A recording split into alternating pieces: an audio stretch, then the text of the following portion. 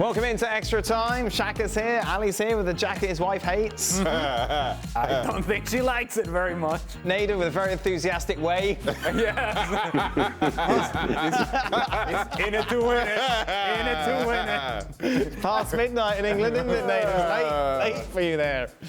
How have you spent International Week? What have you been up to? Well, I had my birthday last week. So I'm 35 now, officially retired. Wow. Amongst a few, and just spent time with the kids. I've enjoyed it. What was the best birthday present you got? I got my son bought me a football, got me a soccer ball, and it was like, oh, thank you. And he was like, oh yeah, we can play together. And I thought I could think of nothing worse, but still, it's encouraging. It's encouraging. Father of the Year, Nedum Onuoha. Yep, Thank you very much Yes, for sir. that. There he is. That's me. Yeah. Nedum, with Dani Alves coming back to Barca to help the locker room out, are there any players you played with whose job was to help out the locker room or assist the coach? Not really, no, not really, because most people that come in that I've played with, like you're paying to have them there, so they might as well play and do really well as well. It's not just about the locker room. Right. So no, I don't think so, to be honest. It's interesting. Barcelona are in a very interesting place at the moment, I'd say. Did you have a cheerleader in the locker room? You were definitely not the cheerleader, Ali. You do know that. First of all, I was a positive presence in the locker room. Mm-hmm. Yeah. Yes. But I will tell you this. As I was mulling whether I should retire or not, which clearly it was time. Yes. The reason that some of these teams were talking to me about the possibility of continuing to play was indeed to do this veteran leadership presence, cheerleading in the locker room. And I could not bring myself to do it. Right, because you don't like people particularly. And that's sort of basic when you have to cheerlead. Yes, exactly. No, but I think it's, you prepare yourself your whole life in order to play at a certain level. And once you're not playing at that level, you know it yourself, you feel it. The last thing you want to do is see people playing in front of you that you know full well are not better than what you were, but you just can't do it anymore. Right. And it is hard. It's hard to then show up every day and say, come on guys, let's go do this. This is great. Right. This is fantastic. I'm not gonna play. The playing part is why we prepared ourselves, is to play, is to win, and to feel part of something bigger than yourself. When you can't do it anymore, then it's time to go. Go on, Nedum. I was just going to say, everything you said is true, Ali, except for the third choice goalkeeper. I think that's the role which we've kind of described there. The person who literally knows they're not going to play, but they're going to go and support the other crazy people who just dive around for a living. That's what I'd say. Definitely third choice goalkeeper. I'm not looking at you, Shaka. Shaka here, stop. Welcome to the conversation. I've never been a third choice goalkeeper. All right. Okay, easy now. I wasn't looking at you. Been second choice many a time. I can't think of anybody, of all the kind of older players who I've played with and have come in, they've all contributed significantly. Whether you're talking about Peter Beardsley at Newcastle, Ian Wright at West Ham, Stuart Pearce at both of those football clubs. They all played regularly. Right. Nobody was just there making up the numbers. Does Nedum think Grealish's addition to City was unnecessary? I don't think unnecessary is the word. I think he's a long-term thing, and I think he will get better. So no, I don't think it's unnecessary at all. I think he fits into the system. He's going to learn it and get better, and he's going to bring something different to the field. Because earlier on the show we were talking about Sterling not being in his best form. Well, there's somebody pushing him, and maybe that'll bring out the best in him and the best in Grealish as well. So I'm here for it. He's been disappointing though, hasn't he, Nedum? Yeah, so far, but he's early. He didn't sign a 6-month deal, so I think he'll be just fine.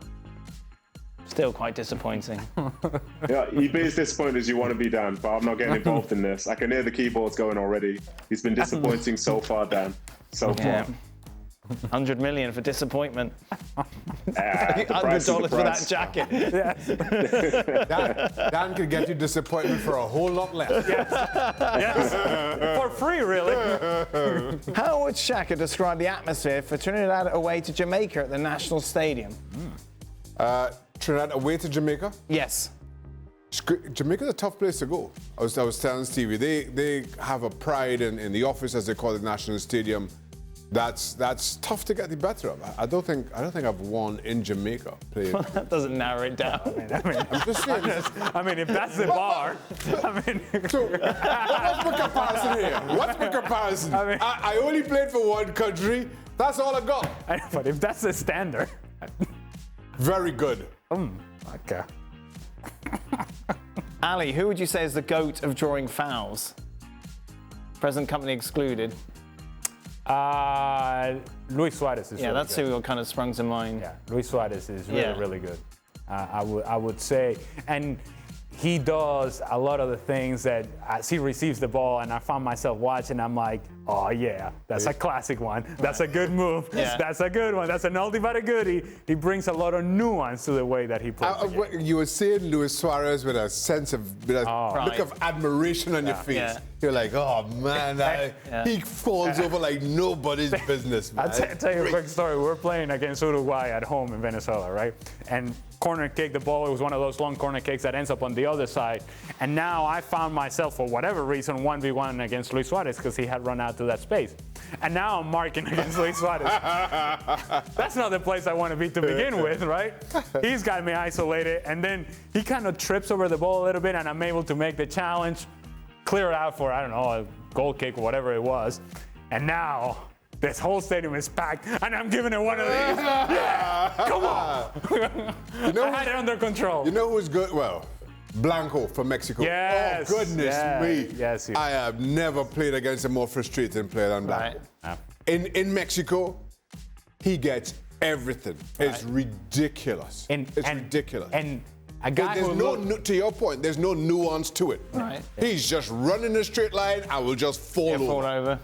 And so unathletic looking. Yeah. Yeah. The guy is running and you think he's in pain. You think he's having difficulties. What's wrong with this guy? And then all of a sudden he finds a pass, he finds a goal, he dives, he gets a foul, and they win the game 3-0. He scored 2 goals and assisted on the other, and you're still figuring out what happened here. Nedum, how did you get on with Luis Suarez? Yeah, everything that Ali said there about him is exactly correct, and it's very, very frustrating because he sells it so well. Like he could be pulling your arm, and before you know, he's on the floor. And the referees run over to you like, "Oh, how could you do this to him?" Like Suarez is so good. Like obviously he's still good now, but when I played against him for Liverpool, like it was almost like he was close to prime. He was incredible, and it was a kind of joy looking back to have played against him. But it wasn't a joy for the 90 minutes, I'll tell you that. I bet. Apart from getting angry with Lee Mason, the referee, I don't know that story. What did you do to Lee Mason? What? I did nothing to Lee Mason. Nothing. I don't know what this question's all about. Did he buy you a football for your birthday? Yeah. Probably. Is that where it all went wrong? I think so. No. Nedum, tell us about the goal that you scored versus Chelsea at the Bridge. Will that be your best goal ever that you scored in the Premier League? Well, yeah, exactly. It's not exactly a big Bridge. So that's Yes. Oh yeah, I did score. Have you seen this goal? Yeah, I did. I have did. not. Oh yeah, I've seen it once before. Nedum kind of stumbles on the ball, and it keeps stumbling over it, like for quite a while. And somehow everything just opens up in front of him. Stumbles. Yeah, it's you just described a it so well, continuous. It's like 40 yards of him almost falling over. Takes it around the goalkeeper, stumbles, and scores. It's funny. It's literally almost 10 years to the day since that happened. That's incredible that you should bring it up now.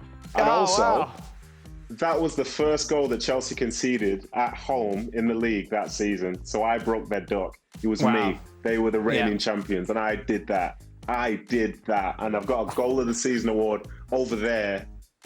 Remind me of it. So yeah, thanks for that, Dan. Goal that was of the great. season? Who voted for that?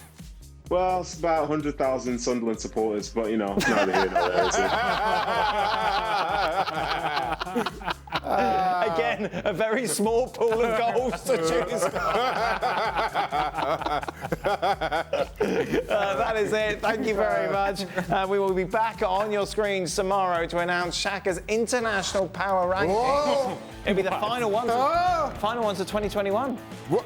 That's even more pressure. Oh, it really is going to be. How are we going to sleep tonight?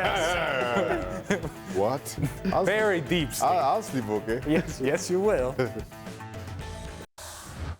Well, thank you very much for watching ESPN on YouTube. For more sports highlights and analysis, be sure to download the ESPN app. And for live streaming, premium content, and let's not forget as well, ESPN FC 7 days a week. Subscribe to ESPN Plus.